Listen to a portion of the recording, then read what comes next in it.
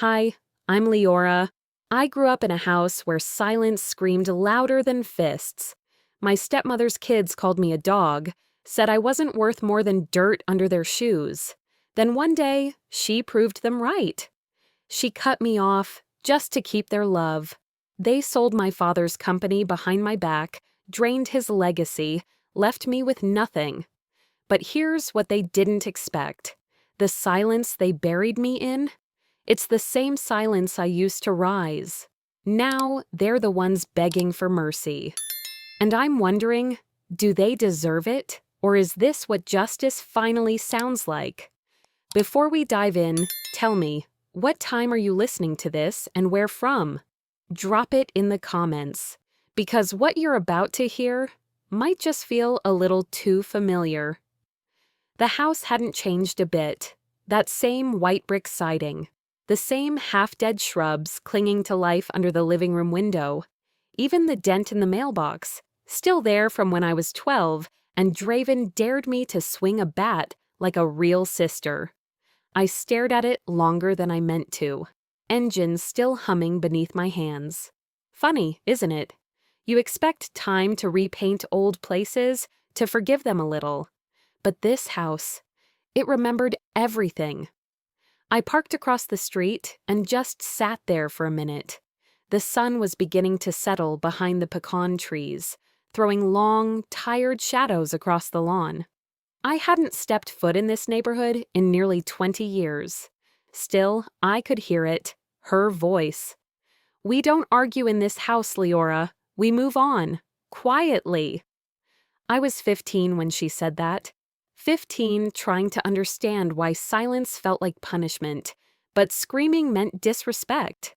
The front door hadn't changed either, still painted that chipped navy blue like it never fully decided to be serious. I didn't knock. I just stood there, staring at it, waiting for a feeling that never came. The last time I lived here, I still believed that being good would get me seen. That if I just followed the rules, Marjorie's rules, I'd eventually feel like part of something. But her rules weren't made for me. Back then, I was the other daughter, the one from before, the one who came with baggage. My father's first mistake. She didn't say it like that, of course. No one ever does. But the way she looked at me when I spilled juice on her beige rug said enough. The way Draven rolled his eyes every time I tried to join a conversation. The way Taryn held the remote like it was a throne she earned, and I was a guest overstaying her welcome. It started out subtle. They were polite in that southern way, smiles with no warmth, questions without eye contact. But over time, the gloves came off. It was a Saturday, late spring. The grill was going in the backyard, one of those family barbecues Marjorie loved throwing, where the neighbors came over and pretended we were all just so close-knit. I was helping carry out the plastic utensils when I heard it. Taryn, laughing, turned to her little crowd of cousins and said, "I swear, she's not even worth more than the dog." The laughter stung, but what made it burn? Marjorie didn't say a word. Not a glance, not a scold. Just sipped her lemonade like the sentence never happened. I stood there with a stack of napkins, my cheeks burning hotter than the grill. I didn't cry. I walked inside into the kitchen and stared at a paper plate until it bent under my grip. My throat tightened, but I swallowed it down, like I always did. If I cried, it would mean it mattered. If it mattered, they'd won. Dinner that night was quiet, as usual. Dad was on a business trip, again. His chair at the table was left empty, like a ghost no one talked about. Marjorie made sure I sat near the end, by the dog's bowl. I remember Taryn smirking across the table. Not a word. No one ever said anything. But the message was loud. Know your place. We chewed in silence, forks scraping against plates, ice cubes shifting in glasses. That was the music of our family. When I finally got up to rinse my plate, I glanced at the empty chair one more time. My dad used to sit there, lean toward me during meals, and whisper things he couldn't say aloud. "You're stronger than you think, Lee." He hadn't said it in years, but tonight it echoed, louder than the silence around me. I turned off the faucet and stared at the window, the reflection of that empty chair behind me like a shadow I couldn't shake. That night, I laid awake and wondered how many more dinners I'd have to survive by pretending I couldn't hear myself disappearing. I thought silence kept the peace until it started erasing me. By the time my father died, I had already learned how to vanish without a sound. I had practiced it for years, at dinner tables, during birthdays, while folding someone else's laundry under someone else's roof. I'd become a master at taking up less space, but I never thought I'd have to be invisible at his funeral. The church was warm, too warm for early spring, and filled with that thick mix of perfume, starch, and funeral flowers. I sat in the front row, but it didn't feel like the front, not really. I was wedged at the far end of the pew, closest to the wall, while Marjorie's side of the family filled the rest like they owned the place. People filed in slowly, their voices hushed, their eyes flicking toward me and then away, like they weren't quite sure who I was. That part hurt more than I expected. Taryn, in a black lace dress a little too dramatic for the occasion, leaned toward a couple behind her and said, "She's just a cousin from the East Coast. Distant. Distant." I turned my face to the stained glass window beside me, hoping it would burn away the sting in my eyes. There was a framed photo near the altar. My father in his old Marine uniform, proud and smiling. Beside it, a family portrait. Marjorie, Draven, Taryn, no me. I stared at that picture until it stopped being blurry, until it just felt factual. The pastor cleared his throat and started the service.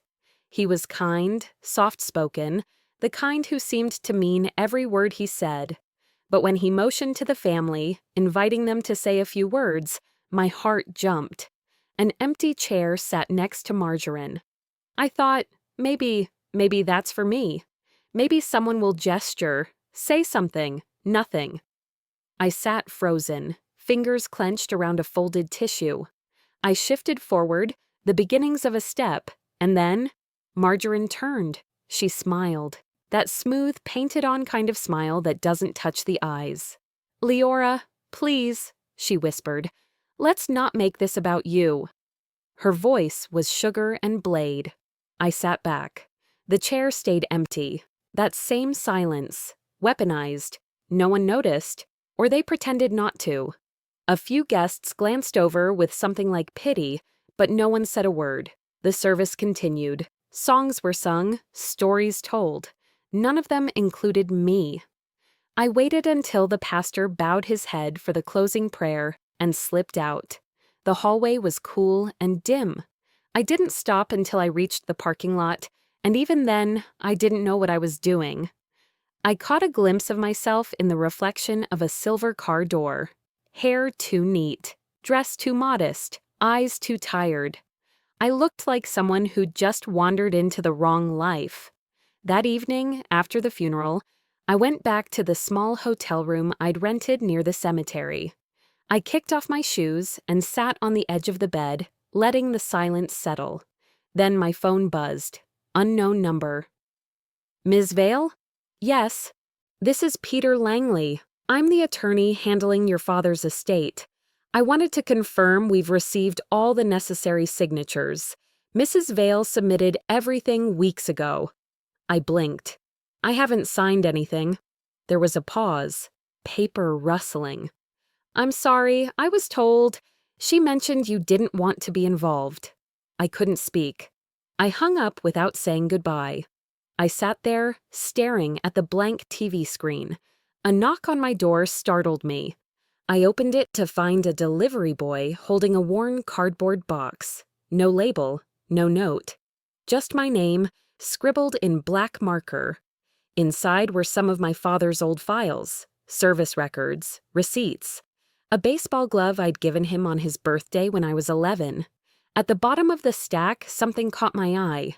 A sealed envelope, cream-colored, hand-addressed. To Leora. The postmark was 6 months before his death. I lifted it slowly, fingers trembling. It smelled faintly of the cologne he used to wear. Spicy, warm, familiar. For a second, I couldn't breathe. I held the envelope in my lap for a long time, unsure whether I was afraid of what was inside or of what it might confirm. The scent, that warm trace of cologne I remembered from childhood hugs and Sunday drives, faded with every breath. My apartment was quiet, just the hum of the fridge and the distant sound of a neighbor's television through the wall. I slid my finger under the flap and opened it carefully, like it might fall apart if I rushed. His handwriting was uneven, not messy, but slower than I remembered. Like his hands had started to betray him before anything else did. Leora, if I've failed to protect what's yours, it wasn't by choice. Trust what I couldn't say aloud. I stopped there, hand to my mouth. My chest tightened, and I realized I'd been holding my breath. He continued, "You were always stronger than I let you believe. I wanted peace in this house. That came at a cost, one I shouldn't have paid with your silence." Folded behind the page was a photocopy of a deed, a small piece of property in Blanco County, listed under his name and mine, joint ownership. I had never heard about it. He wrote, "Keep this safe. If they find it, they'll find a way to make you disappear again, like before." I set the paper down, my hands clammy. Disappear again. That wasn't just grief talking. That was a man trying to pass me something under the table before it vanished with him. For the first time in days, I didn't feel sad. I felt something waking up inside me, slow, steady, unmistakable. I took the copy and tucked it into a folder, then back into the envelope, sealing it again with a clip. I couldn't shake the image of how Margarine had blocked me at the funeral, how rehearsed it had all seemed, and now this. I poured myself a glass of water, sat at the kitchen table, and stared into nothing. Then my mind began to drift backward, back to when I was 16, and I'd overheard Margarine tell her sister over the phone, "It's better if she doesn't get attached. We're just trying to stabilize this house." Back then, I thought she meant me getting close to her. But now I wondered if she'd meant me getting close to my father. He always tried to keep peace. I could see it now, how he'd let small things go, how he'd let Taryn cut in front of me at holidays, how he'd smiled when Draven insulted me just to keep things smooth. He wasn't blind, he was tired. I looked down at the letter again and whispered, "You knew." The next morning, I drove to his old office downtown. The building was mostly empty. His name had already been scraped off the door. I knocked once and walked in. There she was, Margarine, sorting through boxes like she was picking out garage sale junk. Her head turned slightly. "Leora, I didn't expect you." "I need copies of the estate records," I said, calm, clear. "They've already been filed," she replied, not looking up. "And frankly, you're lucky to even be mentioned at all." Her voice was too polished, not a tremor in sight. I stepped closer. "I'd like to see the originals." She closed the file in her hand slowly, then smiled, that same cold, clean smile she wore like makeup. "Let it go, dear. It's not becoming to dredge up old family wounds." I felt my jaw clench, but my voice didn't rise. "I don't let go," I said. "I remember." Her eyes flicked up, narrowed, then went back to her work. I moved quickly, grabbed the stack of folders nearest to my father's desk. I didn't have time to go through everything, so I copied what I could, snapping pictures with my phone, scanning pages with the urgency of a getaway driver. "Leora, that's enough," she snapped. But I was already stepping back. I stuffed my phone in my pocket and turned to leave. As I passed the bookshelf by the door, something caught my eye. A family photo, silver frame. It was the one we took the year my dad turned 50. Margarine, Draven, Taryn, and where I used to be, my face had been cut out, like I'd never been there. I walked out and didn't look back. That night, I couldn't sleep. My father's voice circled through the dark. Trust what I couldn't say aloud. The sky was still a deep shade of blue when I pulled into the driveway of my father's old house. Morning light hadn't fully settled yet, and the air carried that crisp bite only late autumn could offer in Texas. I sat in my car for a few extra minutes, both hands resting on the steering wheel, staring at the porch where I used to sit with him, back when my world still made sense. Inside, the scent hit me first. Lemon polish, too strong, trying to mask the truth that clung to every wall. I knocked, even though I didn't need to. Taryn opened the door, eyebrows raised like I was early for a party I was never invited to. "Mom said you could come by," she said, leaning her hip against the doorframe. "But don't touch anything that isn't yours." The way she said it made it sound like nothing here was mine. I gave her a curt nod, stepped past her, and moved toward the study. No small talk. I wasn't here for diplomacy. Books. That's all I came for. My father had always made notes in the margins, little comments and underlined quotes. They were his breadcrumbs, pieces of him I could still gather. I started pulling the hardcovers from the shelf, stacking them gently in the box I brought. That's when I heard it. A whisper, muffled but sharp, coming from the other side of the house. The office door, his office, was slightly ajar. I paused, one book still in my hands. My feet didn't move, but my ears did. "We can't wait too long," Margarine said. Her voice was calm, rehearsed, just like always. "The buyer wants the property signed this week." Draven answered her. "What if Leora finds out?" "She won't," Margarine snapped. "And if she does, we remind her she's nothing without us." That line hit like a slap across the face. Nothing without you? I steadied myself against the edge of the desk. My pulse thudded in my ears. I was used to being dismissed, but this was calculation. A chess move in a game I hadn't even realized I was playing. My eyes burned, not with tears, but with a heat I hadn't allowed myself to feel in years. A memory surfaced, uninvited but clear. I was maybe 15, sitting on the back porch with my dad. We were shelling pecans, the shells cracking under our thumbs. He looked at me, soft eyes behind weathered glasses. "I named you on that deed," he said. "Not because I owe you anything, but because I wanted you to have a home, even if one day I wasn't here to protect you." I remember blinking at him, not fully understanding.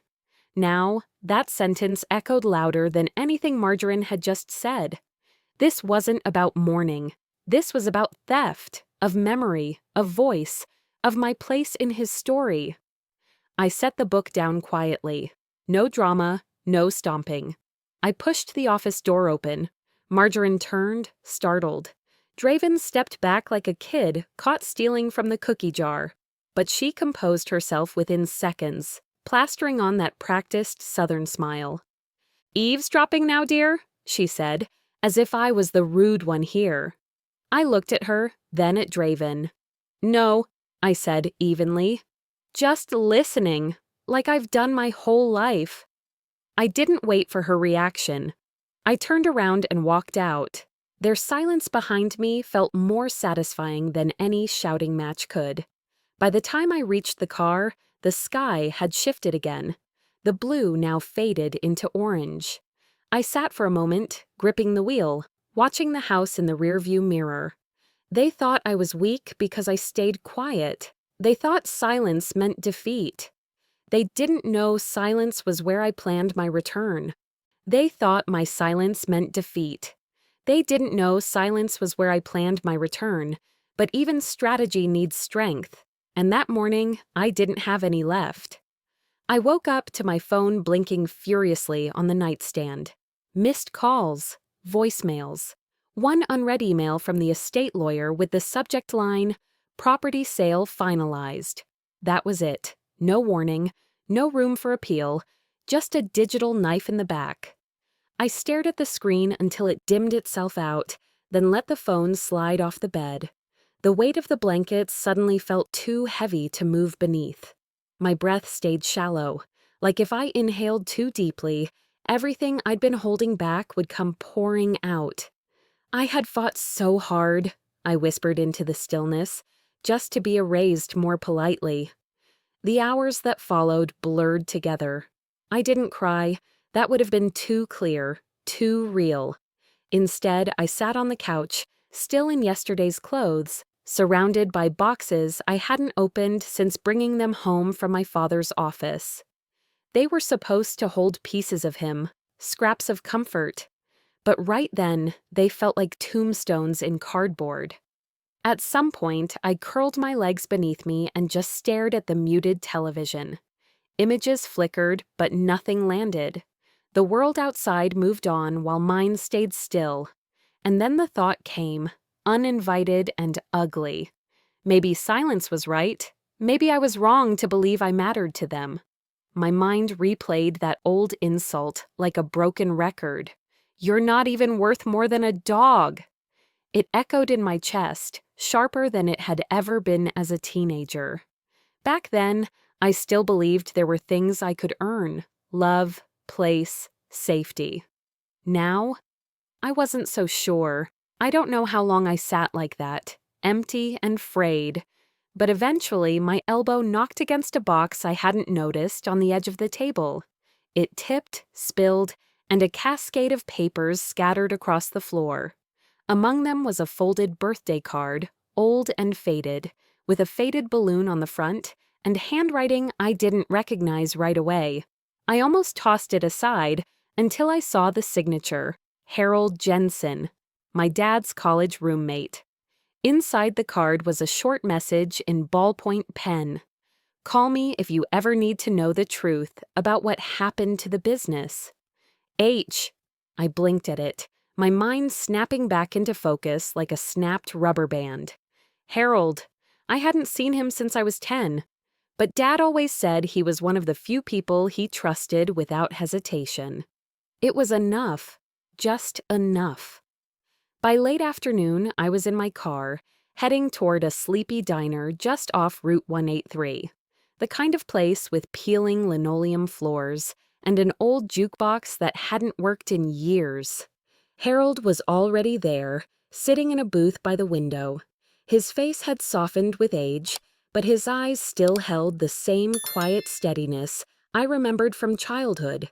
He looked up when I approached and gave a small nod, like he'd been expecting me all along. We didn't waste time on pleasantries. "I was afraid you'd never come," he said softly, nursing a cup of black coffee. I slid into the booth. "Why did you write that?"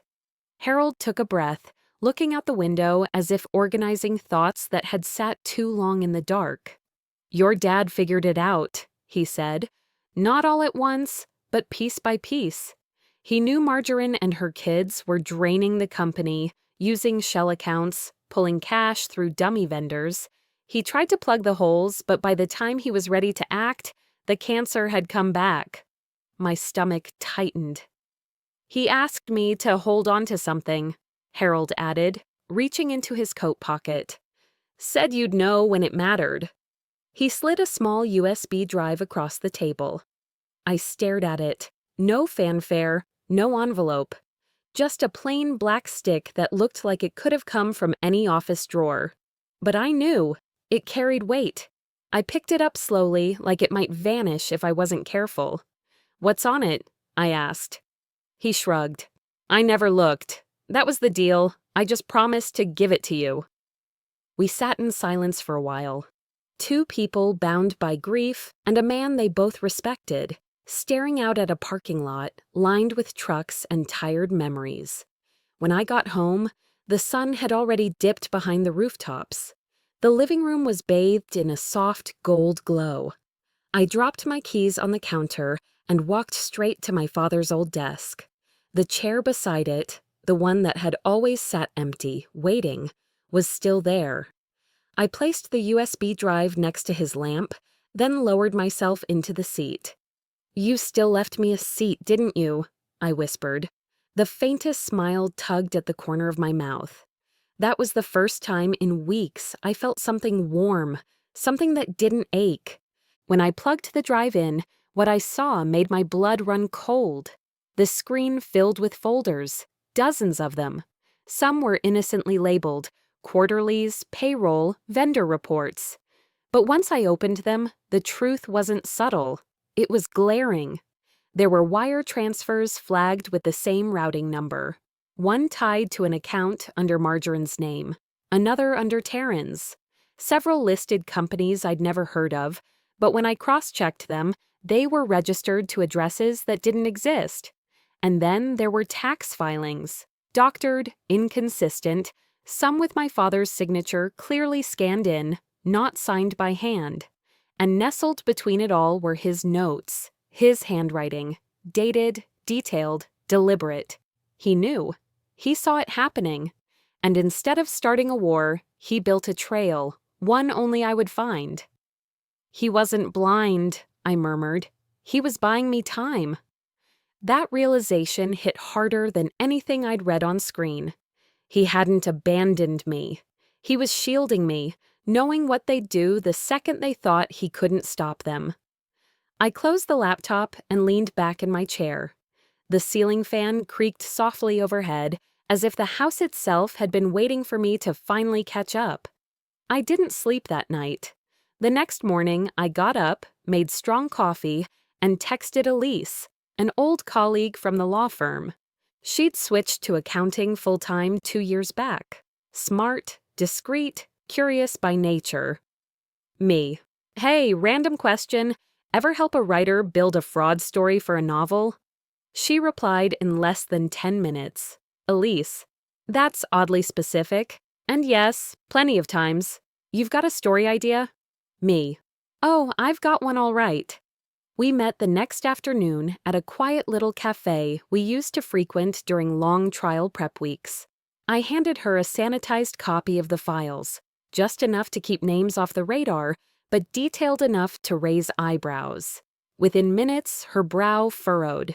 Leora, this isn't just sketchy, it's criminal. I know, I said, but I can't go public yet. Over the next 3 days, Elise helped me map everything out. She built a financial timeline, highlighting every misstep, every forged expense, every transfer that reeked of money laundering. We didn't confront, we didn't accuse, we just documented. Quietly, carefully, strategically. On the 4th day, while scanning a batch of old internal emails from the company, I found one buried deep in a folder titled Junk. The subject line read, Guard Dog Account. It was from Draven. It took me a second to register the insult. My jaw tightened. I opened the message. Tell Mom we're still routing funds through the dog house. Just rename the vendor. Leora never touched it anyway. There it was again. The nickname they used when I was a teenager. They used to bark at me in the halls when no one was around. Once, one of them left a rawhide bone in my locker with a note, Fetch. I thought I had buried that memory. Apparently, they hadn't. I sat back in my chair and closed the file. My heart didn't race. I didn't shake. I just smiled. They called me a dog, I whispered. Fine. Let them see what loyalty looks like when it bites back. That night, I drafted an email to Marjorie. It was brief, polite. Subject, quick flag, legacy files from Dad's office. Body. Hi, Marjorie. While cleaning out some of the storage boxes from Dad's desk, I came across a few files you might want to glance at, particularly ahead of next week's audit. Just wanted to pass them along to keep everything smooth. Warmly, Leora Vale. I CC'd a contact from the state tax office I'd spoken to earlier under the pretense of research. Nothing dramatic, just a name, just enough. Then I hit send. An hour later, my phone rang. It was her. I didn't answer. She called again. Then Taryn, then Draven. 3 voicemails by dinner, 7 by morning. I didn't listen to any of them. Instead, I made soup. Sat at my kitchen table, watched the wind stir the trees outside. It was the same table my dad used to teach me numbers. I was 12 when he gave me my first ledger sheet. "You have a sharp eye, baby girl," he'd said, "sharper than mine ever was. Use it." I ran my hand over the wood grain. Still smooth after all these years. Still sturdy. "You taught me well, Dad," I whispered. "Now let me finish this." The next morning, the local news ran the headline like a warning shot across my life. "Vale Investments under investigation for tax fraud." I didn't feel victory. I felt a strange stillness, like I was standing at the edge of a bridge I'd already crossed, only now realizing how far I'd walked without looking down. By noon, my phone buzzed with a dozen calls. I ignored everyone. But at 2:17 p.m., I looked up from the files on my desk and saw her, Margarine. She stormed into the office lobby like a storm with no rain, just wind and fury. Her heels clicked across the tile like gunshots. Taryn and Draven followed close behind, their faces pinched with panic. "You miserable little snake," she spat, loud enough for the entire staff to hear. "You've always been jealous. You hated the family your father built. You wanted to tear it all down."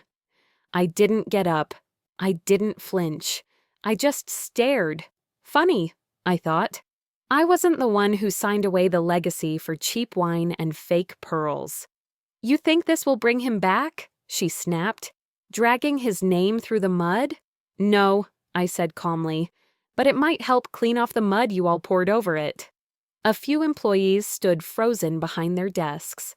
One of the receptionists had tears in her eyes. Maybe she'd seen the books too. Maybe she'd just never had the power to speak up. Taryn stepped forward. "You've always been bitter. You weren't even really part of the family. You were a mistake." And there it was, the same venom they used when I was 16 and hiding in the garage with my birthday cake untouched because no one showed up. The words swirled in the air like old ghosts. "You're not even worth more than a dog." But this time, they didn't hit me the same way. This time, I stood up. "No," I said softly. "I was the only one he trusted, and that's what scares you." Their faces tightened.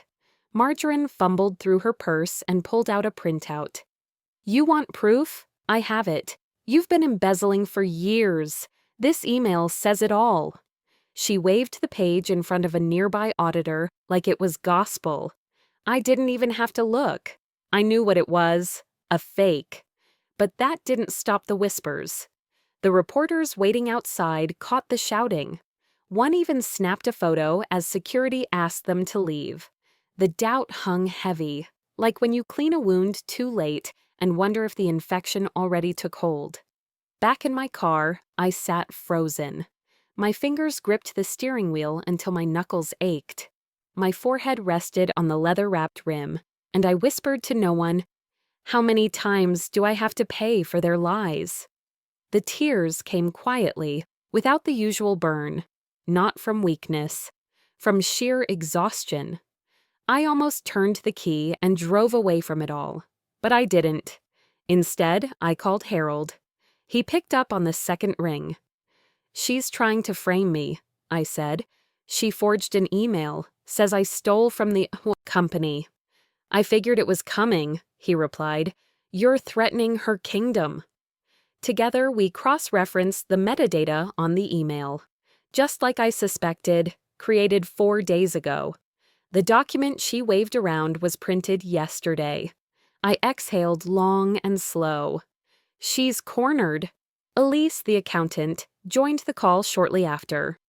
"Want me to loop in the tax officer? I've got the original audit trail. Yours matches the system logs."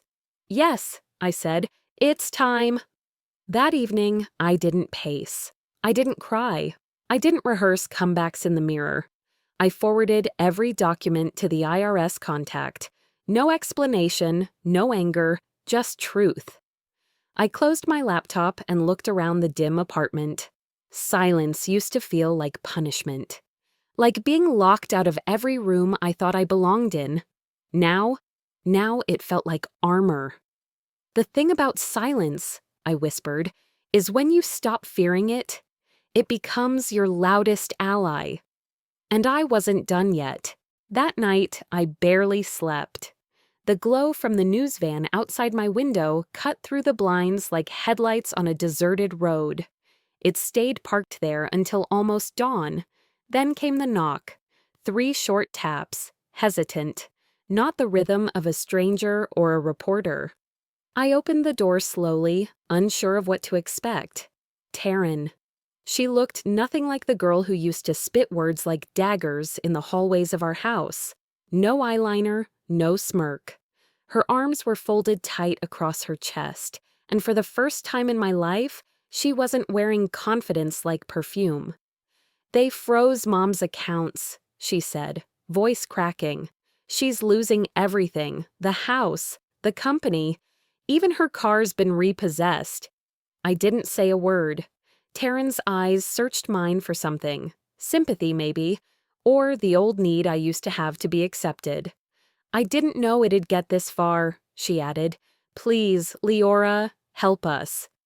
The irony nearly made me laugh. Years ago, I sat on our back porch, begging them to stop calling me names. I begged them to treat me like family. They'd slammed the door. And now? Now they were knocking on mine. I stepped back without speaking and slowly closed the door. Not out of spite, but because I had nothing more to give. Funny how the world turns, I thought. I used to beg them to see me. Now they're the ones begging not to disappear. Later that morning, I walked into the courthouse, files in hand, no makeup, no fanfare, just the truth in my briefcase and a calm I hadn't felt in years.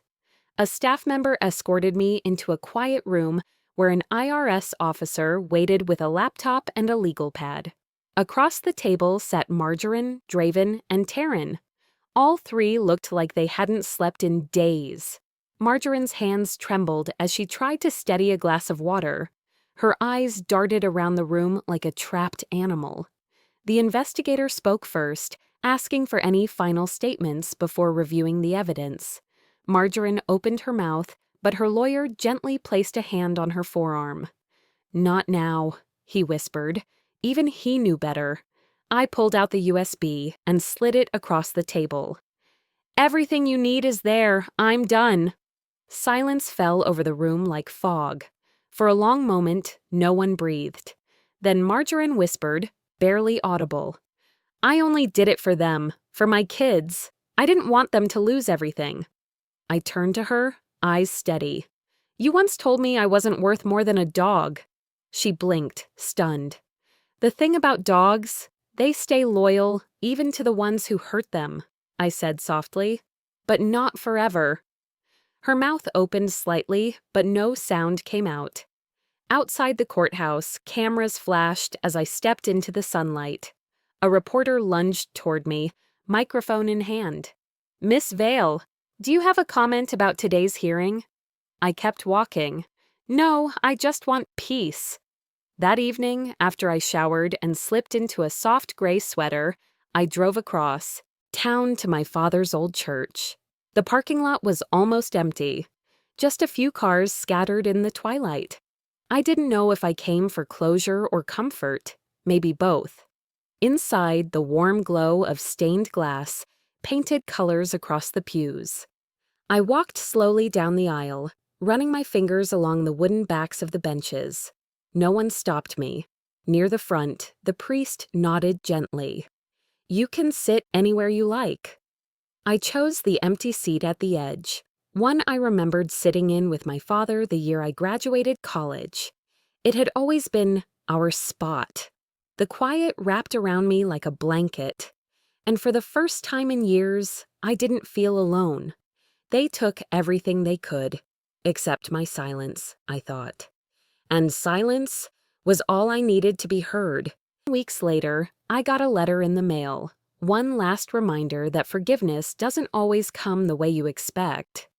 It was a Sunday morning, still cool outside, the kind of morning when the air smells faintly of cedar and rain-soaked leaves. I'd just poured myself a cup of coffee when I saw the envelope on the mat by the door. No return address. My name written in shaky cursive that looked vaguely familiar.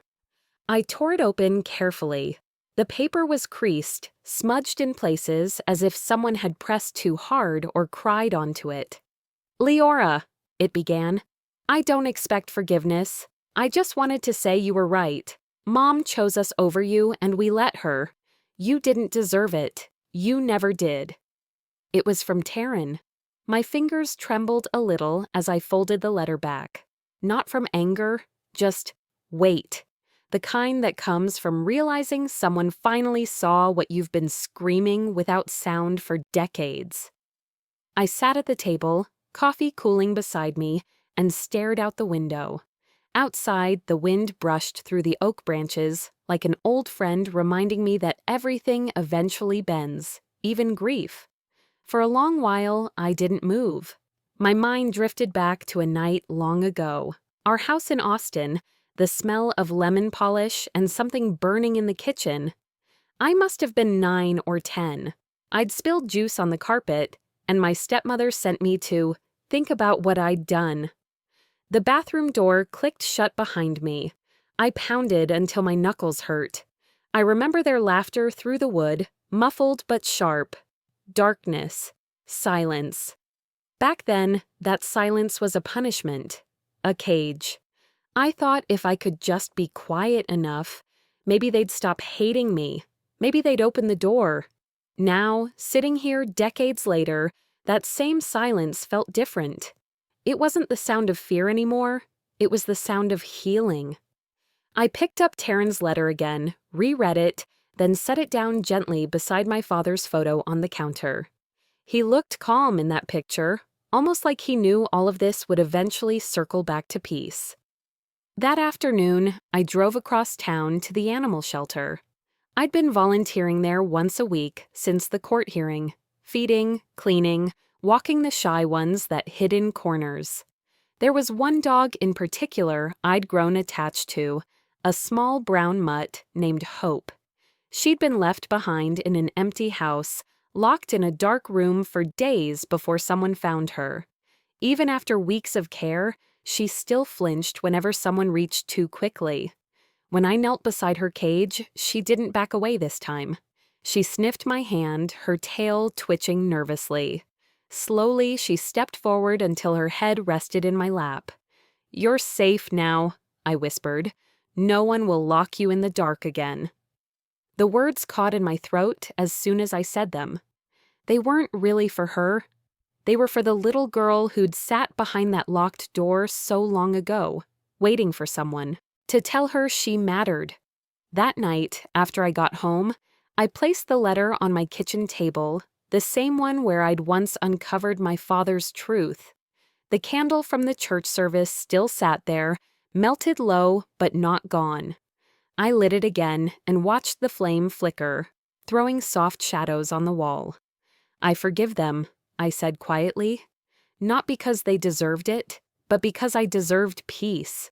The words felt strange coming out, almost foreign. Forgiveness had always sounded like surrender to me, like letting the guilty walk free. But sitting there, with the warmth of the candle and the hum of the city outside, I realized it wasn't about them at all. It was about me putting down a story I'd carried too long. My eyes drifted to the empty chair by the window, the one that used to symbolize loss, the one that stayed empty through every sleepless night. For years, it reminded me of everything I didn't have, but now it looked peaceful. Freedom doesn't always look like a door opening. Sometimes it looks like a chair left unfilled, a silence no longer heavy. I thought about my father, how he used to say that real strength wasn't in speaking louder, but in standing still long enough to listen. For the first time, I understood what he meant. I turned off the light and stood by the window. The candle flame wavered behind me, reflected faintly in the glass.